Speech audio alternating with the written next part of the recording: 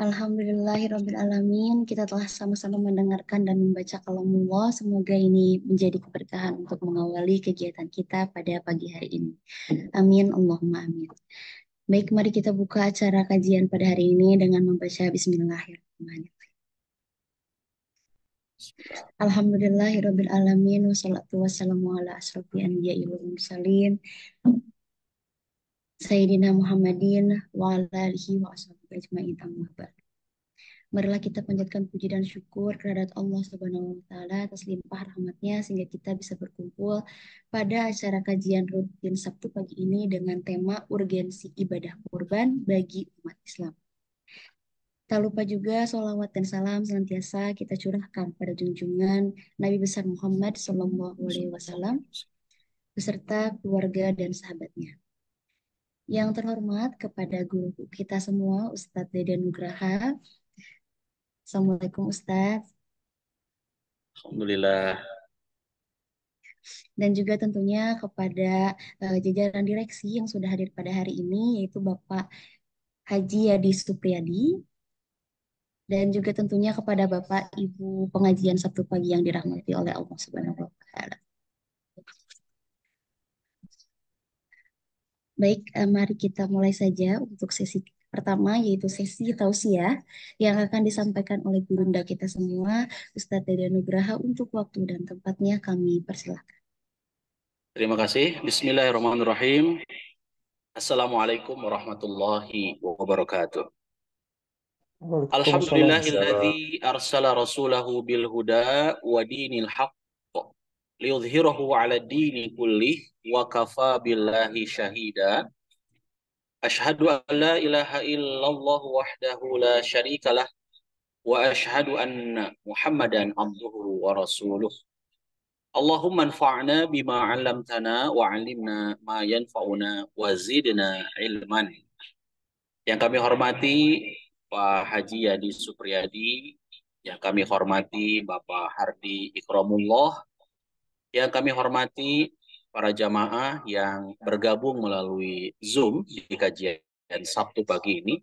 Tak lupa kami menyapa juga saudara-saudara kami, sahabat Mabruk yang menyaksikan kajian Sabtu ini melalui TikTok, Instagram, dan YouTube.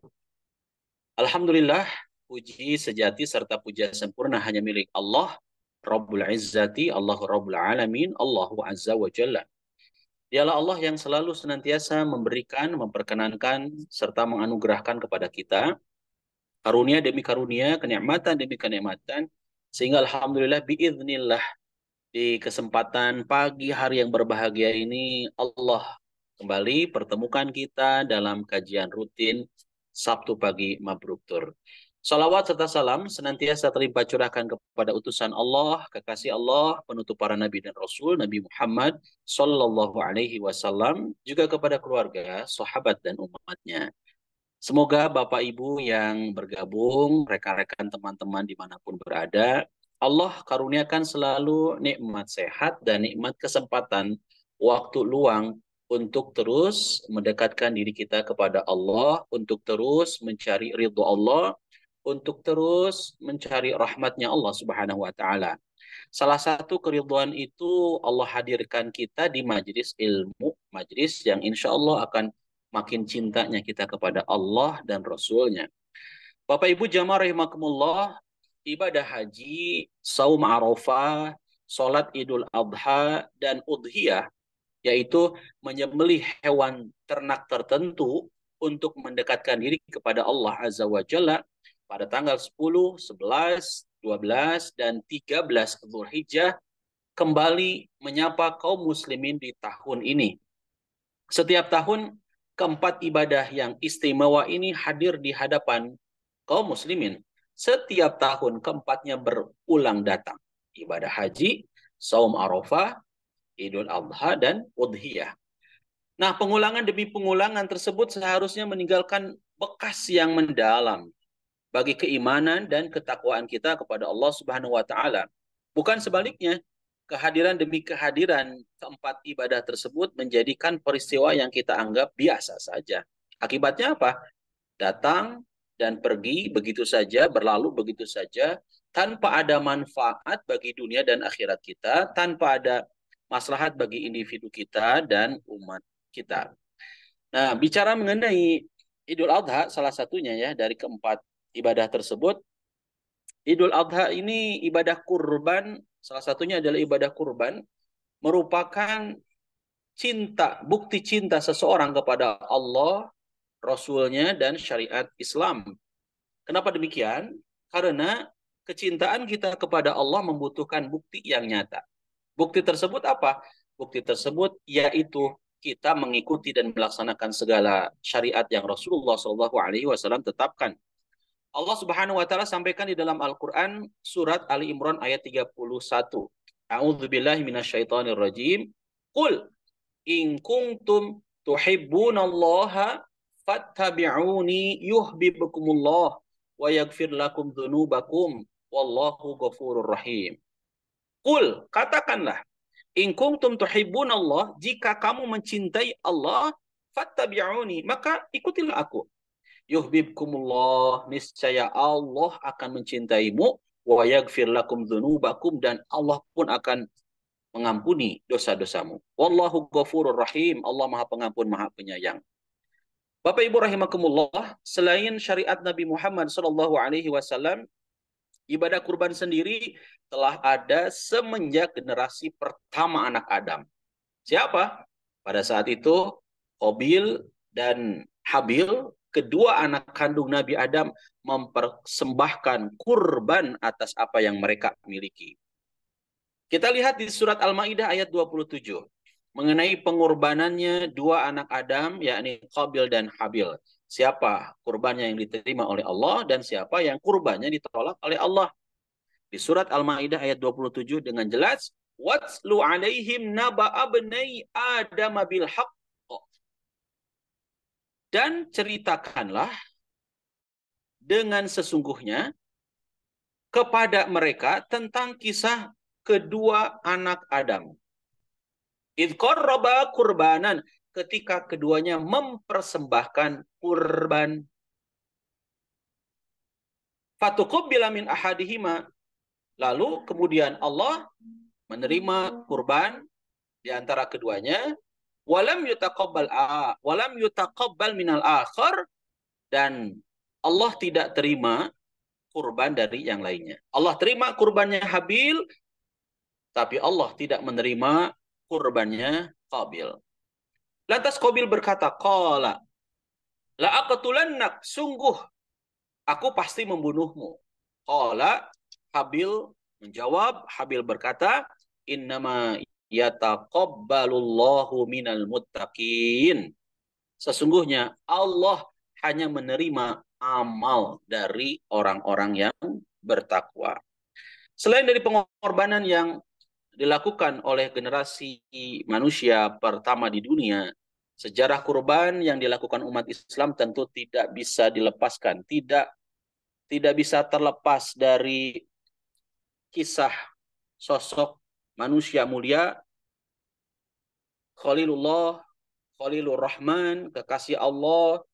Beliau dekat sama Allah, Allah pun dekat sama beliau. Beliau cinta kepada Allah, Allah pun mencintainya. Siapa itu?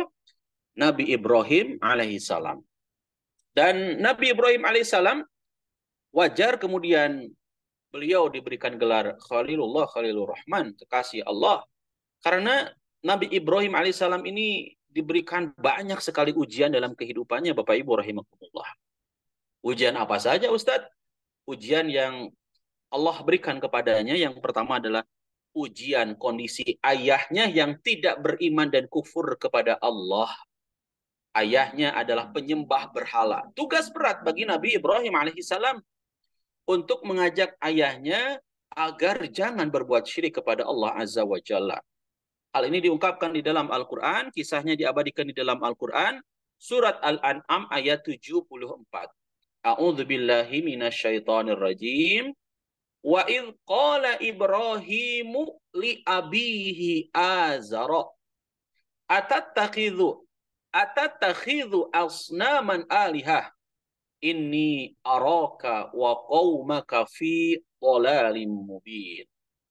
Wa idh qala Ibrahimu li abihi, dan ingatlah ketika atau di waktu Ibrahim berkata kepada ayahnya, Ibrahim berkata kepada bapaknya. Siapa bapaknya? Azara. Bapaknya namanya Azar. Apa kata Ibrahim kepada ayahnya? Atattakhidhu asnaman alihah. Layakkah ayah menjadikan berhala-berhala ini sebagai, layakkah ayah menjadikan berhala-berhala ini sebagai Tuhan-Tuhan? Inni araka wa qaumaka fi dhalalim mubin. Sungguh aku atau sesungguhnya aku melihat engkau dan kaummu berada dalam kekeliruan yang nyata. Jadi Bapak Ibu rahimakumullah, Nabi Ibrahim ini diberikan ujian pertama, itu ujian menghadapi ayahnya yang tidak satu akidah dengan beliau, tidak beriman kepada beliau, kufur kepada Allah, tidak beriman kepada Allah dan Rasulnya, dan kufur kepada Allah. Dan sikap ini kemudian juga diungkapkan lagi oleh Nabi Ibrahim di dalam Al-Quran surat Maryam ayat 42. Ya, surat Maryam ayat 42. Insya Allah Bapak Ibu jamaah atau yang sedang menyaksikan melalui media sosial, kelihatannya udah pada hafal Quran ini ya. Surat Maryam juga udah pada hafal insya Allah ya. Kelihatan ini wajah-wajah para penghafal Quran semua nih ya. Insya Allah.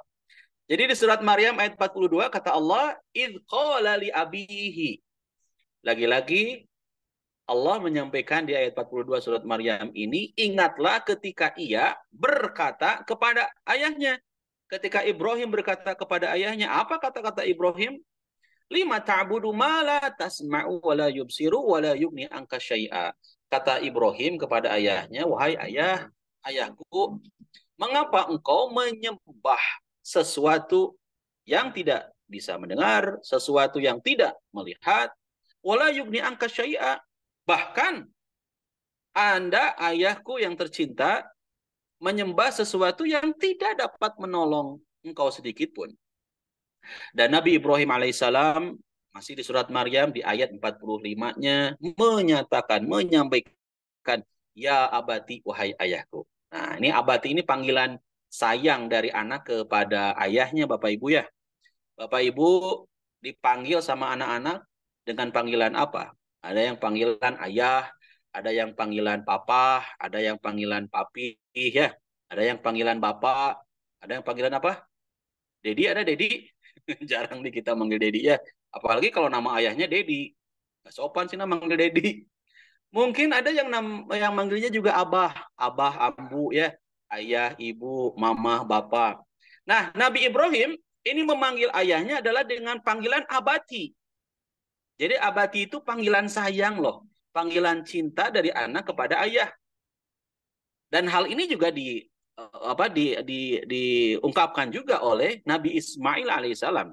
Nanti kita akan sampaikan ya bagaimana Nabi Ismail alaihissalam menyampaikan, memanggil kepada ayahnya yang tercinta Nabi Ibrahim dengan panggilan abati. Nah, kalau abi kan udah populer ya, udah biasa ya abi atau apa aba gitu ya. Nah ini panggilannya abati.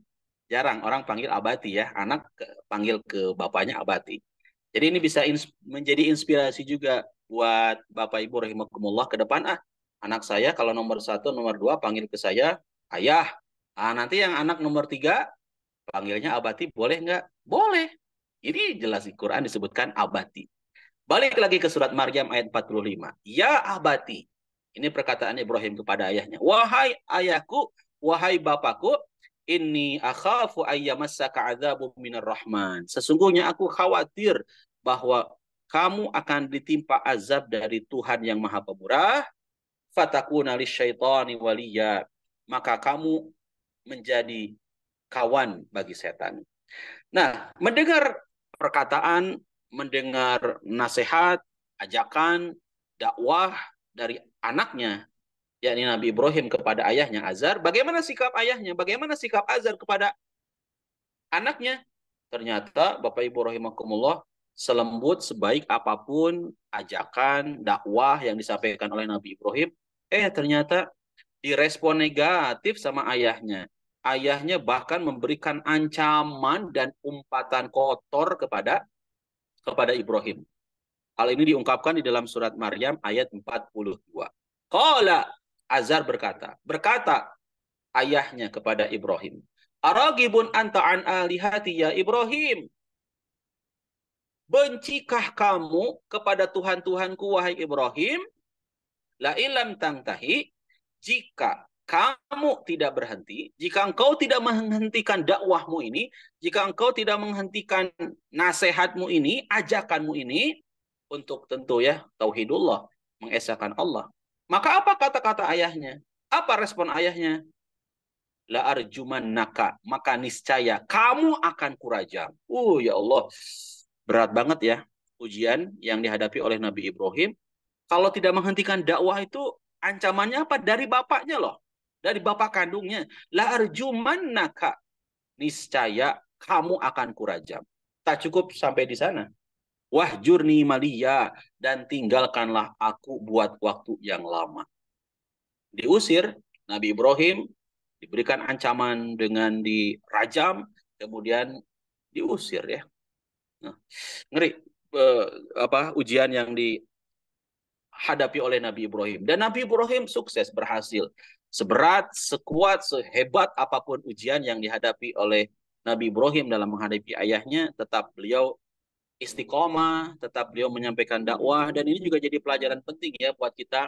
Mungkin ada satu waktu atau ada seseorang yang dihadapkan dengan ujian ayahnya yang ternyata tidak iman kepada Allah. Mudah-mudahan bukan tidak. Mudah-mudahan belum beriman kepada Allah, masih dalam kekufuran.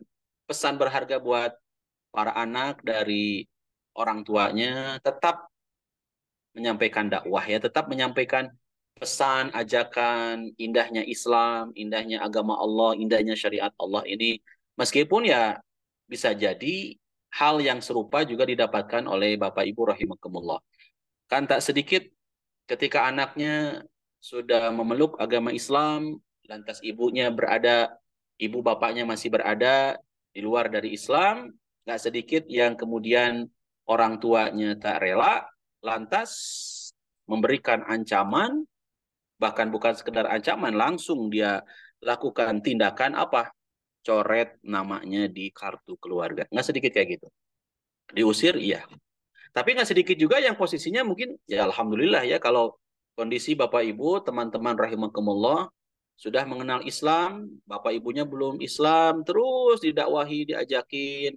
Bapak Ibunya tetap menghormati, menghargai anaknya yang memilih keyakinan Islam, dan tidak ada umpatan, tidak ada celaan, bahkan merespon, dan bisa jadi mungkin sama-sama menjadi penyembahnya Allah, sama-sama mentauhidkan Allah.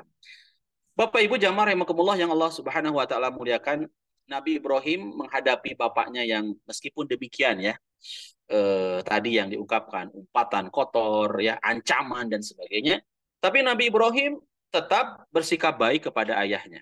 Hal ini diungkapkan di surat Maryam ayat 47. Qala salamun alaika. Ibrahim berkata Ibrahim, salamun alaika, semoga keselamatan dilimpahkan kepadamu. Tuh, sayangnya luar biasa tuh Nabi Ibrahim. Meskipun kondisi ayahnya demikian, tapi kata-kata Nabi Ibrahim apa? Salamun alaika. Tetap Ibrahim memohon, berharap semoga keselamatan dilimpahkan kepadamu ayah. Sa'astaghfirulaka Rabbi. Aku akan meminta ampun bagimu kepada Tuhanku. Innahu kana bi hafiyya. Sesungguhnya dia sangat baik kepadaku. Surat Maryam ayat 47.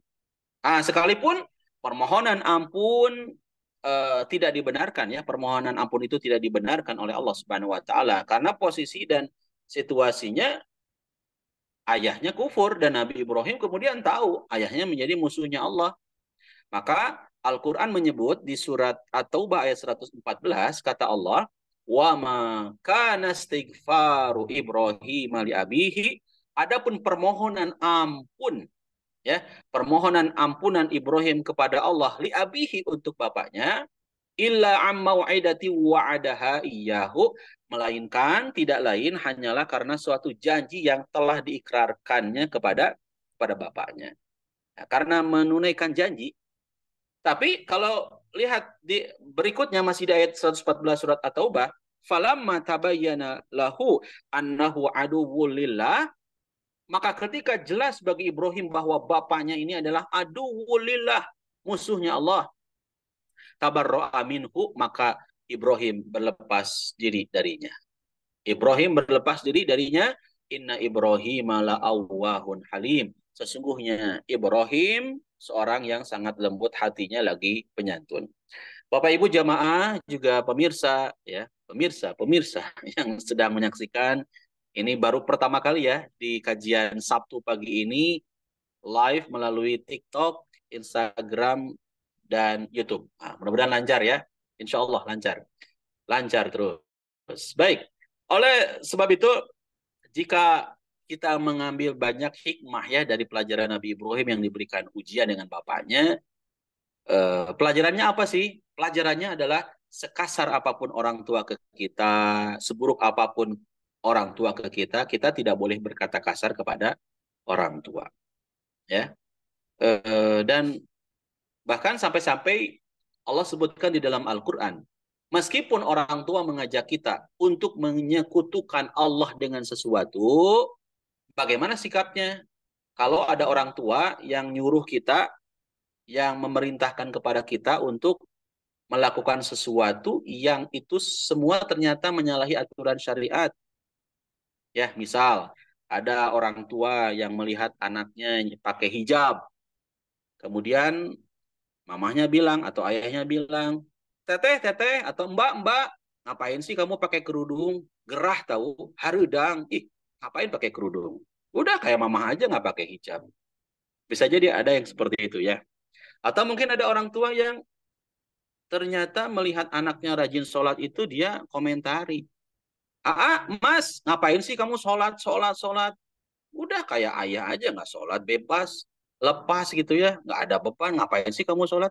Nah ada sikap orang tua yang demikian, bahkan mungkin mengajak langsung kepada kekufuran kepada Allah Subhanahu Wa Taala. Nah sikap kita gimana? Sikap kita tentu harus menolak dengan kalimat yang baik. Menolak ajakan, bujukan tersebut tetap dengan kalimat-kalimat yang baik, tidak boleh menyinggung hatinya, apalagi kalau jika ia atau orang tua kita mengajak kepada perkara yang diperintahkan Allah. Hal ini diungkapkan di surat Luqman ayat ke-15. Wa in jahadaka ala ang tusyrika bi ma laisa laka bihi ilmun fala tuti'huma wa sahibhuma fid dunya ma'rufa. Kata Allah, dan jika keduanya memaksamu untuk menyekutukan dengan aku sesuatu yang tidak ada pengetahuanmu tentang itu, maka kuncinya apa? Solusinya apa? Janganlah kamu mengikuti keduanya, wasahibhuma fid dunya ma'rufa, dan pergaulilah keduanya dengan cara yang ma'ruf. Pergaulilah keduanya di dunia dengan cara yang baik. Nah, Bapak Ibu rahimakumullah, kita lagi bicara mengenai kurban. Kita lagi bicara mengenai sosok Nabi Ibrahim, karena nggak bisa lepas ya dari kisah Nabi Ibrahim yang orang suka banyak bertanya kenapa sih Nabi Ibrahim ini menjadi nama yang selalu disebut juga ya sampai 4 kali ya dalam salawat disebut, kemudian diberikan gelar Khalilullah, kekasihnya Allah, karena memang dalam kehidupannya pun ternyata beliau mendapatkan banyak sekali ujian dan cobaan. Tak cukup dan tak berhenti di ujian ayahnya. Bapak Ibu rahimakumullah yang Allah Subhanahu wa taala muliakan, Nabi Ibrahim juga diberikan ujian dalam menghadapi masyarakat. Umat yang ternyata umatnya itu adalah mereka para penyembah berhala. Maka Allah ceritakan bagaimana berhala-berhala itu dihancurkan oleh Ibrahim. Dan tentu kisahnya ini viral ya, kisahnya populer dan kita kenal. Nabi Ibrahim menghancurkan berhala-berhala itu. Bagaimana respon dari kaumnya, respon dari umatnya? Umat yang menjadi penyembah berhala. Di surat Maryam ayat 46 disebutkan, Aragibun anta'an alihati ya Ibrahim, bencikah kamu kepada Tuhan-Tuhanku? Mereka marah, kaumnya benci, kaumnya murka, dan akhirnya karena mereka benci, mereka marah, mereka murka, kaumnya itu kemudian mengumpulkan kayu bakar untuk membakar Ibrahim. Hal ini disebutkan di surat As-Saffat ayat 95 sampai dengan 98. Qalu ibnu lahu bunyanan fa'alquhu fil jahim fa'aradu bihi kaidan faja'alnahum asfalin. Mereka berkata, dirikanlah suatu bangunan untuk membakar Ibrahim. Lalu lemparkanlah dia ke dalam api yang menyala-nyala itu. Maka mereka kemudian hendak melakukan tipu muslihat kepadanya, maka kami jadikan mereka orang-orang yang hina. Berat ya Bapak Ibu ya. Ujian yang dihadapi oleh Nabi Ibrahim, selain bapaknya ternyata masyarakatnya juga sama dengan bapaknya. Satu geng ya, satu komunitas yang sama-sama menjadi penyembah berhala. Nah, bagaimana sikap Nabi Ibrahim dalam menghadapi eksekusi mati, eksekusi dibakar hidup-hidup itu? Ibrahim hanya berdoa memohon kepada Allah. Apa doa Nabi Ibrahim menghadapi situasi yang sangat sulit itu? Dan doa ini insya Allah Bapak Ibu hafal ya, karena pendek, pendek, dalam banget ya. Dan ini kita bisa amalkan ketika kita dihadapkan dengan situasi yang kejepit, penderitaan, mungkin ada yang diberikan ujian seolah-olah tidak berhenti gitu ya. Maka kita berdoa kepada Allah seperti doanya Nabi Ibrahim. Hasbunallah wa ni'mal wakil. Hasbunallah wa ni'mal wakil. Insya Allah hafal ya. Hasbunallah wa ni'mal wakil. Cukuplah Allah bagi kami dan dia sebaik-baik penolong. Hasbunallah wa ni'mal wakil. Cukuplah Allah bagi kami dan dia sebaik-baik penolong. Nah, eh, Bapak Ibu rahimakumullah, kalau Allah sudah memberikan pertolongan, api yang sifatnya panas ya, api itu ya Bapak Ibu ya, api itu kan panas. Tapi dengan izin Allah, api yang membakar Ibrahim itu kemudian menjadi dingin. Al-Anbiya 69 menyebutkan kul ya narukuni bardan wa salaman ala Ibrahim. Kami berfirman, hai api, menjadi dinginlah dan menjadi keselamatanlah bagi Ibrahim. Nabi Ibrahim diberikan keselamatan oleh Allah dalam menghadapi situasi berat, dibakar, bukannya hangus, tapi dengan izin Allah Nabi Ibrahim selamat dan api yang harusnya panas menjadi dingin. Apakah berhenti sampai di sana ujian Nabi Ibrahim? Oh tidak. Nah ini nih masuk. Ujian Nabi Ibrahim alaihissalam berikutnya adalah ujian pernikahan. Ujian pernikahan emang gimana gitu Ustadz? Ya tentu kita tahu bersama ya, Nabi Ibrahim eh, telah lama menikah dengan Ibunda Sarah, belum dikaruniai anak. Lalu menikah lagi dengan Ibunda siapa? Kita kenal Hajar ya, belum punya anak juga. Sampai-sampai Nabi Ibrahim itu Bapak Ibu berdoa kepada Allah di waktu pagi, siang, sore, malam, setiap hari, setiap waktu Nabi Ibrahim memohon, meminta kepada Allah. Dan ini juga jadi pelajaran berharga buat kita ya. Bapak Ibu siapapun mungkin yang sedang diberikan ujian ya, yang nonton TikTok, Instagram, diberikan ujian, Ustadz saya udah sekian tahun nikah, belum punya anak, belum punya keturunan. Maka kita belajar dari Nabi Ibrahim. Nabi Ibrahim selalu senantiasa berdoa kepada Allah di setiap waktu, pagi, siang, sore, malamnya, dengan doa, Rabbi habli minas solihin. Insya Allah hafal ya doanya ya. Rabbi habli minas solihin. Ya Tuhanku, ya Allah, anugerahkanlah kepadaku seorang anak yang termasuk orang-orang yang soleh. Quran surat As-Saffat ayat 100. Yang sudah punya anak juga, Ustadz doa ini dibaca, diamalkan boleh? Sangat boleh. Rabbi habli minas salihin.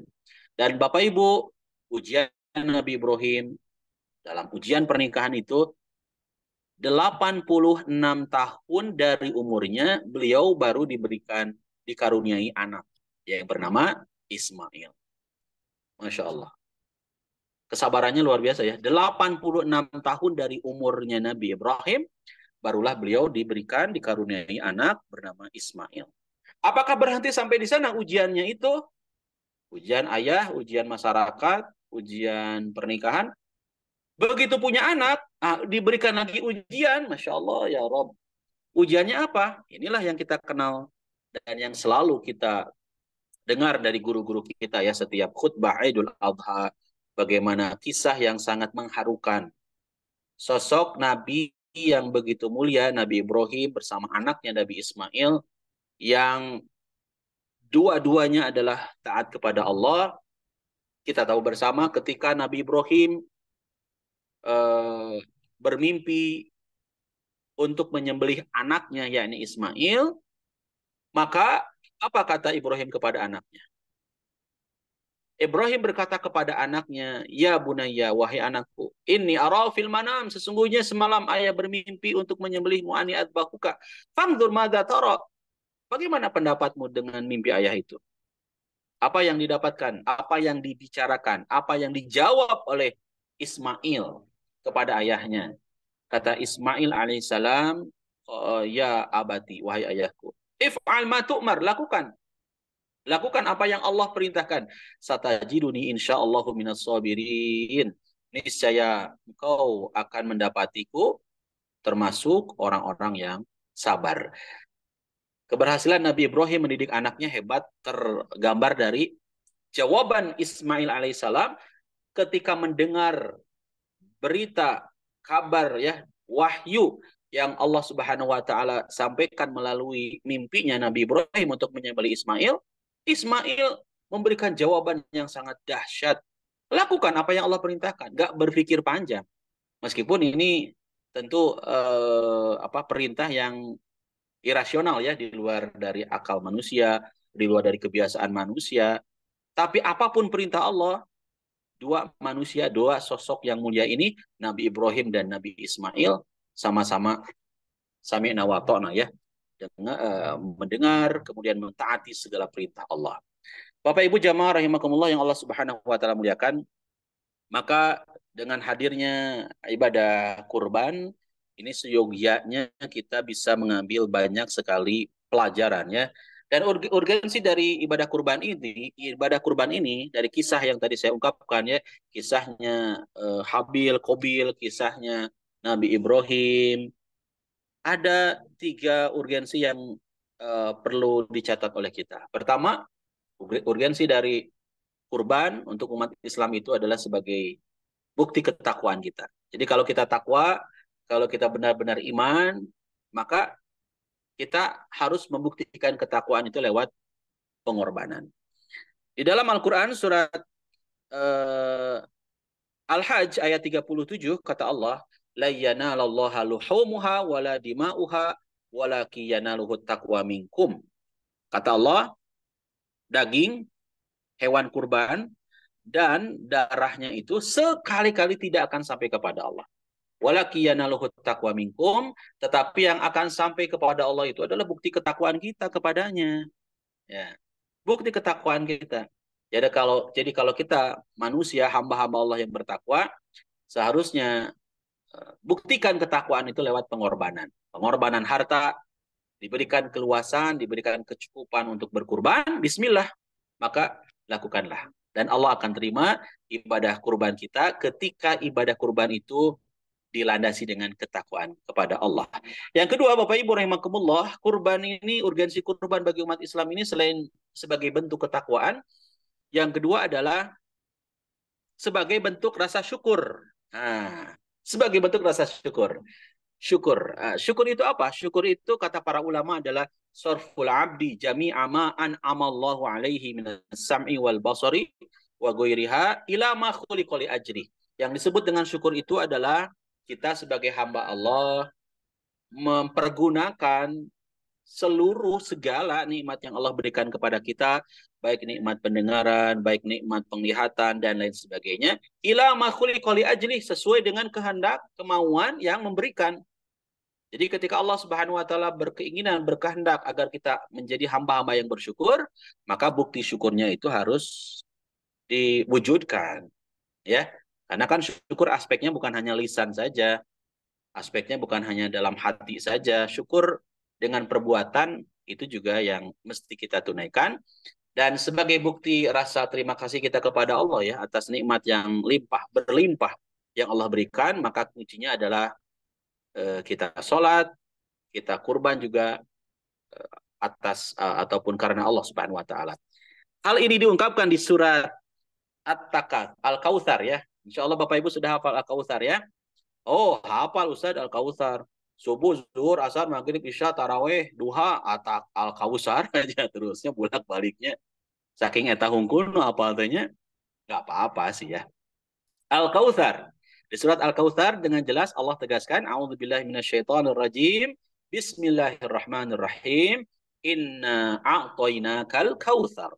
Sesungguhnya kami telah memberimu nikmat yang banyak. Nah, kalau Allah sudah berikan nikmat yang banyak, gimana cara kita untuk bersyukurnya? Fasholli li rabbika. Maka laksanakanlah sholat karena Rabbmu, karena Tuhanmu. Wanhar, dan berkurbanlah. Kenapa berkurban? Sebagai ibadah dan mendekatkan diri kita kepada Allah Subhanahu wa taala. Dan terakhir Bapak Ibu rahimakumullah, terakhir urgensi dari ibadah kurban itu selain sebagai bentuk ketakwaan, sebagai rasa syukur, terakhir yang ketiga adalah menumbuhkan jiwa sosial. Berkurban ternyata tidak hanya ibadah yang hubungan kaitannya manusia dengan Allah saja, tapi ibadah kurban juga ibadah yang bersifat sosial, ya, hablum minanas, hubungan kita dengan manusia. Dan dengan kurban ini akan menumbuhkan sifat saling membantu, sifat saling berbagi, ya, sifat saling peduli. Dan dengan kurban tentu menghilangkan sifat rakus serta tamak. Pesan yang Rasulullah Shallallahu Alaihi Wasallam sampaikan kepada kita, bagi kita yang punya kelapangan, punya keluasan, ada rezekinya untuk berkurban, maka Rasulullah Shallallahu Alaihi Wasallam memerintahkan kita untuk berkurban. Sebaliknya, kalau ada orang yang diberikan keluasan rezeki, kecukupan harta, tapi dia lantas memilih untuk tidak berkurban, enggan berkurban, nggak mau berkurban, padahal uangnya ada, padahal dia diberikan kecukupan, maka Rasulullah Shallallahu Alaihi Wasallam memberikan ancaman, jangan pernah dia mendekati tempat sholat kami. Rasul bersabda dalam hadis riwayat Ibnu Majah dan hadis riwayat Ahmad, kata Rasulullah, man kana lahu sa'atun falam yudhahi fala yaqrabanna musallana walam yudhahi fala yaqrabanna musallana. Man kana lahu sa'atun, barang siapa yang diberikan keluasan kecukupan harta, walam yudhahi, tetapi dia enggan berkurban, tetapi tidak berkurban, ancamannya adalah fala yaqrabanna musallana, maka janganlah dia mendekati tempat sholat kami. Bapak Ibu rahimakumullah, mudah-mudahan Allah Subhanahu wa taala memberikan kepada kita ketakwaan, rasa syukur, dan jiwa sosial, ya, dengan adanya ibadah yang disyariatkan, yakni ibadah kurban. Dan semoga Allah memberikan kepada kita kekuatan, keistiqomahan untuk terus mencintai syariat Allah ini, ya. Wallahu a'lam bishawab, itu barangkali yang bisa disampaikan. Masya Allah, jazakallah khair Ustadz atas ilmu yang luar biasa sehingga kita bisa terapkan nih sebelum menuju ke Lebaran Haji 2024. Baik, untuk sesi selanjutnya yaitu sesi tanya jawab, dan sudah ada chat yang masuk untuk yang pertama dari via Zoom. Mohon izin membacakan dari dari Kak Seza Siregar. Assalamualaikum Ustadz, saya mau bertanya. Aku keluarga dua agama. Kakak almarhum ibuku meninggal tapi bersyahadat. Ibu berniat kurban sapi dan menitip nama almarhumah tante aku. Apakah beliau bisa ikut kami dalam berkurban? Kurban yang non-muslim, ya, ini berarti, ya? Iya, betul Ustaz. Ya, baik. Bicara mengenai kurban, tentu bicara mengenai syariat Allah, ya. Jadi mudhohi atau kurbani ini kaitannya tentu karena ini adalah syariat Allah, ya, syariat Allah, syariat Islam, ya, kaitannya mesti muslim lah, mesti muslim. Dan ada nilai ketika seorang muslim itu berkurban. Ya, nilainya tentu kita tahu bersama, ya. Ketakwaan, sebagai bentuk ketakwaan tadi, kemudian sebagai bentuk rasa syukur dan kepedulian. Dan Allah Subhanahu wa taala tentu akan menilai dari mudhohi, dari kurbani, dari orang yang kurban itu, yang dinilainya jelas, ya, ketakwaan. Sebagai bukti takwa kita, dan takwa itu kata para ulama adalah imtitsalu awamirillah wajtinabu nawahihi sirran wa alaniyah, menjalankan perintah-perintah Allah dan menjauhi larangan-larangan Allah sirran wa alaniyah, baik dalam kondisi sendiri maupun dalam kondisi ramai. Itulah takwa. Jadi amal-amal yang disampaikan termasuk kaitan dengan kurban yang mesti muslim. Tapi kalau nanti ada yang non muslim, ada non muslim yang nitip, yang pengen aja gitu kan dengan umat Islam tiap tahun teh ada apa sih, ada kurban, ah mau ikutan. Nah, itu bagaimana? Ya tentu ketika ada non-muslim yang menitipkan hewan kurban gitu ya. Nanti dia memberikan itu dan mengatasnamakan yang muslim. Masalah apakah diterima ataupun tidak amal dari non-muslim, tentu kita berpegang ya kepada dalil bahwasannya beramal itu kan mesti disertai dengan iman. Ya, jadi sayang, mohon maaf sekali kalau ada teman-teman kita yang non-muslim kemudian berkurban diterima tidak amal ibadahnya, ya selama belum iman, ya tentu Allah nggak akan menerima amal ibadah yang tanpa disertai dibingkai dengan keimanan. Ya, jadi harus iman dulu. Kalau iman, kalau dianya muslim, dianya mukmin, begitu kemudian mukmin lantas berkurban, ya atau melakukan amal-amal soleh yang lainnya, maka kita yakin insya Allah diterima. Dengan syarat tentu memenuhi dua prinsip dari amal ya. Satu ikhlas, kedua adalah benar cara melakukannya. Allahu a'lam bissawab. Baik, terima kasih Ustaz. Selanjutnya ada lagi dari Kang Irfan Ferdian. Kang siapa? Kang Irfan Ferdian. Kang Irfan. Assalamualaikum warahmatullahi wabarakatuh. Waalaikumsalam warahmatullahi. Pak Ustaz, mohon izin bertanya nih, apakah saum tarwiyah disunahkan oleh Rasulullah seperti halnya saum Arafah untuk yang tidak melaksanakan haji? Dan ada satu lagi Ustaz, bolehkah berkurban untuk orang yang sudah tiada atau meninggal? Jazakallah khair. Ya, baik. Terima kasih. Pertanyaan ini terjawab di postingan Instagramnya Mabruk. Setahu saya pernah lihat itu ada postingan tentang anjuran untuk melakukan saum Arafah, ya puasa Arafah.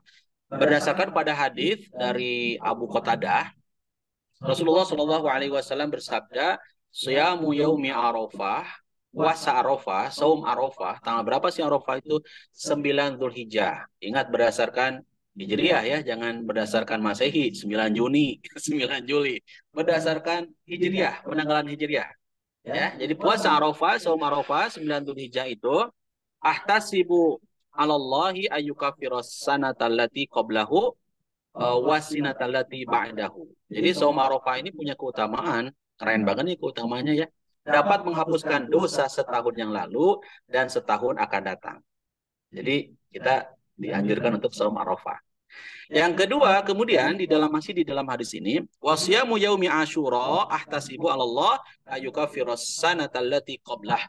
Adapun puasa Asyura, saum Asyura, nah kalau Asyura ini bukan 10 Dzulhijjah ya. 10 Dzulhijjah kan lebaran, nggak boleh berpuasa, haram berpuasa ya. 11, 12, 13 juga harinya makan makanan, hari makan-makan, nggak boleh saum hari tasdik gitu ya. Pas hari tasdik nggak boleh saum, nggak boleh puasa. Pas Idul Adha, pas hari raya juga nggak boleh puasa. Jadi yang disebut dengan 10 di sini adalah Asyura di sini 10 Muharram. Nah, kalau Allah berikan takdir kepada kita masih hidup di tanggal 10 Muharram, kemudian kita saum, ini keutamaannya akan menghapuskan dosa setahun yang lalu. Itu kaitan dengan saum Arafah. Terus tadi apa teh? Satu lagi pertanyaannya tuh. Apakah boleh untuk berkurban kepada orang yang sudah tiada atau meninggal? Kurban kepada orang yang sudah tiada atau sudah meninggal dunia. Kalau kita lihat di dalam keterangan hadis, dan ini hadisnya cukup dikenal oleh kita ya, hadisnya riwayat Muslim. Idza matal insan, jika seseorang meninggal dunia. Jika seseorang meninggal dunia. In qata'a amaluhu. Maka kalau udah meninggal dunia itu terputuslah amalannya. Illa min salasatin, kecuali 3 perkara. Apa saja? Min sodakotin jariyatin. Sodakoh jariyah atau sedekah jariyah. Wa ilmin yuntafa'u bihi, kemudian ilmu yang dimanfaatkan, wa waladin solihin, dan atau doa anak yang soleh. Jadi kalau selama hidup kita punya sedekah jariah, punya amal yang dahsyat, yang hebat ya, termasuk tiap tahun berkurban, alhamdulillah salah satunya ya. Kedua, ilmunya yang terus dimanfaatkan, dan yang ketiga adalah punya apa investasi akhiratnya, anak-anaknya saroleh gitu kan, mereka cinta dan dekat sama Allah, maka itulah amalan yang tidak akan habis-habisnya, tidak akan putus-putusnya, akan terus mengalir. Nah, mudah-mudahan Allah berikan kepada kita sedekah jariah, menjadi seorang yang cinta dengan sedekah, punya ilmu, ilmunya dimanfaatkan di jalan Allah, dan doa dari anak yang soleh gitu ya. Insya Allah kalaupun orang tuanya sudah meninggal, lantas anaknya yang ikut apa, yang terus melanjutkan peran kebaikan dari pesan anaknya, ada pesan orang tua yang memberikan didikan dan pendidikan, hingga anak jadi kurban, hingga anak kemudian gak lupa sama Allah, hingga anak kemudian cinta sama Allah, hingga anak kemudian menjadi dermawan, maka orang tua yang sudah meninggal itu jelas pasti akan mendapatkan jariah ya dari perjuangan orang tua yang sudah mendidik anaknya menjadi anak yang saleh soleh. Wallahu alam bisawab. Baik, Ustadz, ada dua sisa pertanyaan terakhir. Oh ya, Untuk yang pertama dari Kang Asep, kalau kurban boleh nggak sama ayam 40 ekor, Ustadz? Jazakumullah. apa-apa tadi kurang terdengar? Kurban boleh nggak sama ayam 40 ekor? Ayam. Iya, Kurban jazakumullah. pakai ayam 40 ekor. Tentu kalau kita lihat, perhatikan, di dalam pertanyaannya bagus ya, keren ini ya. Kaitan dengan kurban itu, hewan kurban yang disyariatkan untuk disembelih, ya tentu kita tahu bersama ya, ada domba atau kambing, ada sapi, ada unta. Setahu saya dan seingat saya, eh, syariat tidak memerintahkan, tidak menganjurkan kepada kita untuk berkurban dengan ayam. Tapi barangkali kalau hanya sekedar ini apa, sedekah, ya, tidak ada kaitannya dengan kurbannya ya. Tapi sedekah, saya buat panitia kurban nih, misalkan di satu masjid ada panitia kurban tuh harus nyembelih berapa sapi, 20 sapi ya, atau 40 sapi, itu kan butuh asupan makanan ya. Ada orang itu lantas dia datang ke panitia, udahlah untuk urusan konsumsi panitia dari saya aja. Ternyata pasti lihat adalah hewan yang bernama ayam. 40 ekor ayam. Oh, banyak kan? Setelah diracik, cukup untuk 100, untuk 200 panitia, makan siangnya adalah ayam. Tapi kalau ayam kemudian dijadikan sebagai hewan kurban dalam arti yang kita tahu bersama, disembelih dengan niatan untuk berkurban, setahu saya tidak ada syariat, syariat tidak memerintahkan, tidak memperkenankan untuk berkurban dengan ayam. Minimalnya dengan domba ya. Minimalnya dengan domba. Tapi kalaupun dengan sapi kan kita bisa patungan ya. Sapi 7 orang, unta 10 orang. Misalkan ada orang yang berkurban dengan sapi. Sapi berapa sih? Ada yang 3,5 juta sekarang tuh ya. Per orang kali dengan 7. Ada juga yang domba atau kambing berapa? Mungkin harganya beragam ya. Ada yang 3,5. Bahkan ada juga yang kambing, domba itu kan diukur juga ya. Dari beratnya kalau saya tidak salah. Itu sampai dengan harga 7,5, 10 juta. Jadi setahu saya, sehemat saya, yang saya pahami adalah Islam tidak mensyariatkan ataupun tidak memperkenankan berkurban dengan hewan yang bernama ayam. Wallahu alam bisawab. Ustadz, mohon izin ada satu pertanyaan terakhir Oh, mangga, dari mangga. Masya Allah. Betah ya. Alhamdulillah dari Kang Irfan Murdiansyah. Ya, mangga. Assalamualaikum Ustadz. Waalaikumsalam warahmatullahi wabarakatuh. Izin bertanya, kalau hitungan berkorban kan untuk sapi itu satu keluarga itu maksudnya untuk satu orang atau satu anggota keluarga.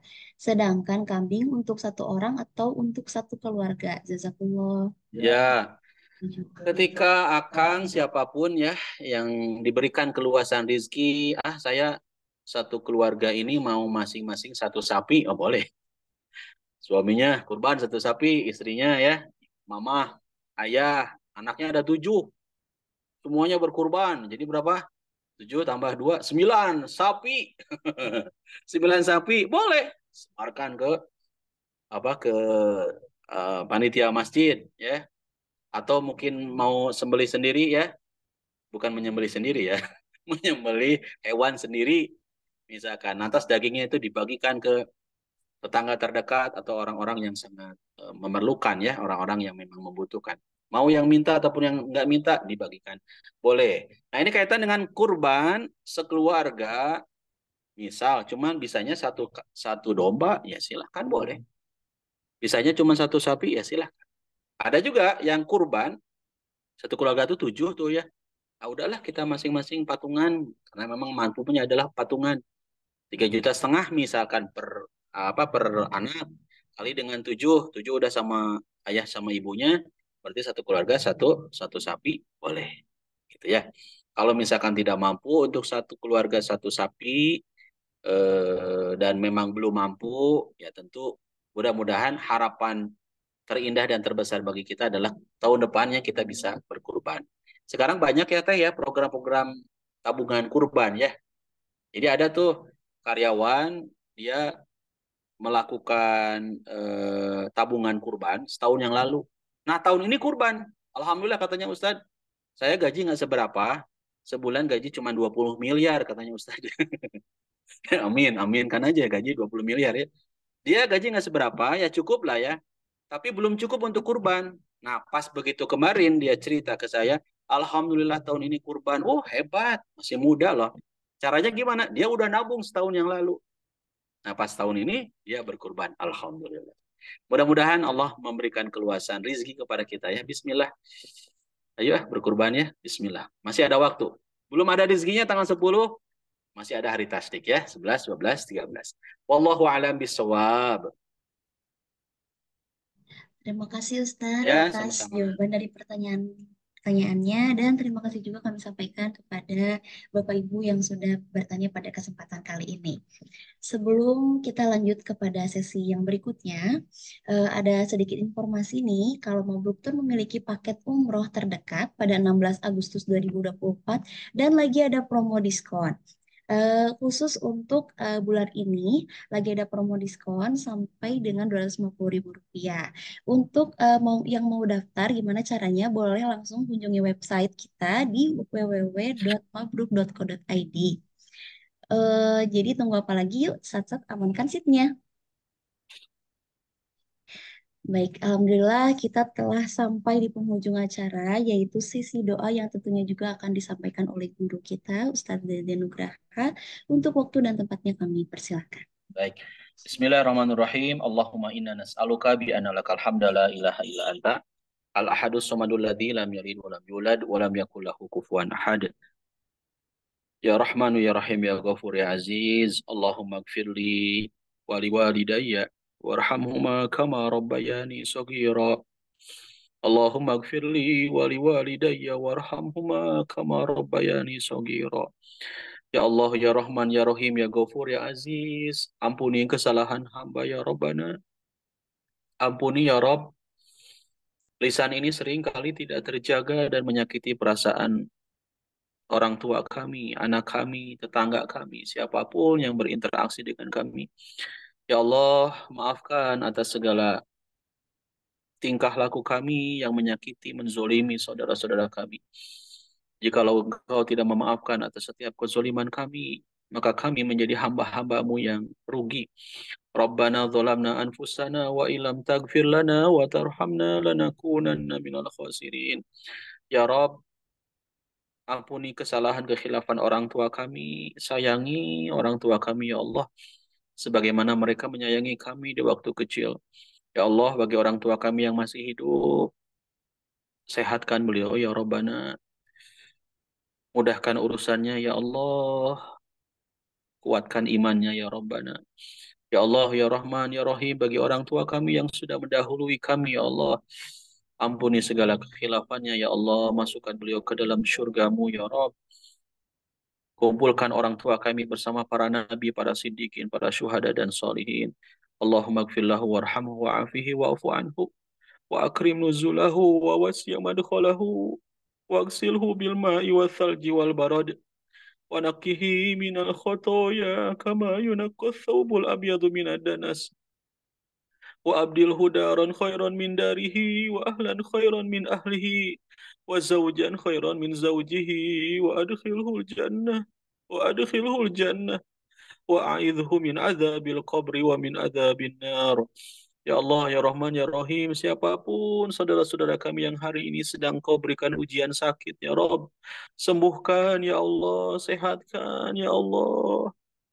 Allahumma rabban nas, adhibil ba'sa, ishfi anta syafi, la shifa'a illa shifa'uka, shifa'an la yugadiru saqama, imsahil ba'sa rabban nas, biadika shifa. لا كاشف له إلا أنت نسأل الله العظيم ورب العرش العظيم أن يشفيهم. Ya Allah, tolonglah saudara-saudara kami yang saat ini sedang kesusahan, ya Rabbana, sedang kesulitan menghadapi ujian serta cobaan darimu, ya Rabb. Berikan kekuatan, kesabaran, ketabahan dalam menghadapinya, ya Allah. Ya Allah, ya Rahman, ya Rahim, bagi siapapun yang sedang mencari pasangan hidup, ya Rabbana, hadirkan pasangan yang soleh, solehah, ya Allah. Ya Allah, ya Rahman, ya Rahim, siapapun yang merindukan keturunan, ya Rabbana, mudahkan, ya Allah. Berikan keturunan yang soleh. Bagi kami yang sudah diberikan amanah olehmu melalui keturunan, ya Rabbana, solehkan anak-anak kami, ya Allah. Rabbi habli minas solihin. Rabbi habli minas solihin. Rabbi habli minas solihin. رب اجعلني مقيم الصلاة ومن ذريتي ربنا وتقبل دعاء ربنا اغفر لي ولوالدي وللمؤمنين يوم يقوم الحساب رب هب لي حكما وألحقني بالصالحين واجعل لي لسان صدق في الآخرين واجعلني من ورثة جنة النعيم. Ya Allah, ya Rahman, ya Rahim, bantu saudara-saudara kami di Palestina, ya Rabbana, mereka yang saat ini sedang kesulitan. Bantu ya Rabbana, ya Allah, menangkan saudara-saudara kami di Palestina. Berikan kemerdekaan bagi Palestina tercinta, ya Allah. Allahumma anjil mustad'afina minal mu'minina fi Filistin. Allahumma ansuril mujahidina fi Filistin. Ya Allah, ya Rahman, ya Rahim, ya Ghafur, ya Aziz. Mudahkan kami rezeki ya Rabbana, agar kami bisa berkurban di tahun ini, ya Allah. Mudahkan rezeki kepada kami, ya Allah, agar kami bisa berbagi, membantu saudara-saudara kami yang sedang kesulitan. Ya Allah, ya Rahman, ya Rahim, ya Ghafur, ya Aziz. Allahumma Rabbana, ya Razzaq. Allahumma Rabbana, anzil alaina ma'idatan minas sama, takunu lana idan li awalina wa akhirina wa ayatan minka warzuqna wa anta khairur razikin. Ya Rabb, berikan kesempatan kepada kami untuk beribadah di Baitullahmu, ya Allah. Undang kami, ya Allah, untuk melaksanakan haji dan umroh, ya Allah. Undang kami untuk bisa sujud bersimpuh kepadamu di Baitullahmu, ya Rabbana, ya Allah, ya Rahman, ya Rahim. Siapapun, ya Allah, yang menginginkan, merindukan beribadah di Baitullahmu, ya Rabb, mudahkan, lancarkan, termasuk kami semua, ya Allah. Allahumma yassir umurana, Rabbi shrah li sadri wa yassir li amri wahlul 'uqdatam min lisani yafqahu qawli. Allahumma la sahla illa ma ja'altahu sahla wa anta taj'alul hazna idza syi'ta sahla. Ya Allah, bahagiakan kami di dunia dan di akhirat, sukseskan kami di dunia dan di akhirat, serta jauhkan kami, ya Rabbana, dari siksa neraka-Mu. Rabbana atina fid dunya hasanah wa fil akhirati hasanah wa qina adzabannar. Rabbana atina fid dunya hasanah wa fil akhirati hasanah wa qina adzabannar. Amin ya Allah ya rabbal alamin. Bapak Ibu rahimakumullah, saya memohon maaf atas segala kesalahan kekhilafan. Jelang Idul Adha, tentu kita berharap semoga Allah menerima amal ibadah kita, ya. Taqabbalallahu minna wa minkum. Subhanakallahumma wa bihamdika asyhadu an la ilaha illa anta astaghfiruka wa atubu ilaik. Walhamdulillahirabbil alamin. Wassalamualaikum warahmatullahi wabarakatuh. Waalaikumsalam Waalaikumsalam. warahmatullahi wabarakatuh. warahmatullahi Jazakumullah khair wabarakatuh. Ustaz dan jazakumullah juga kepada seluruh jamaah yang sudah bergabung pada pagi hari ini. Saya mewakili rekan-rekan yang bertugas menyampaikan mohon maaf atas kesalahan kata dan perbuatan. Akhir kata, Assalamualaikum warahmatullahi wabarakatuh. Waalaikumsalam Waalaikumsalam warahmatullahi warahmatullahi taala wabarakatuh. wabarakatuh. Waalaikumsalam warahmatullahi wabarakatuh.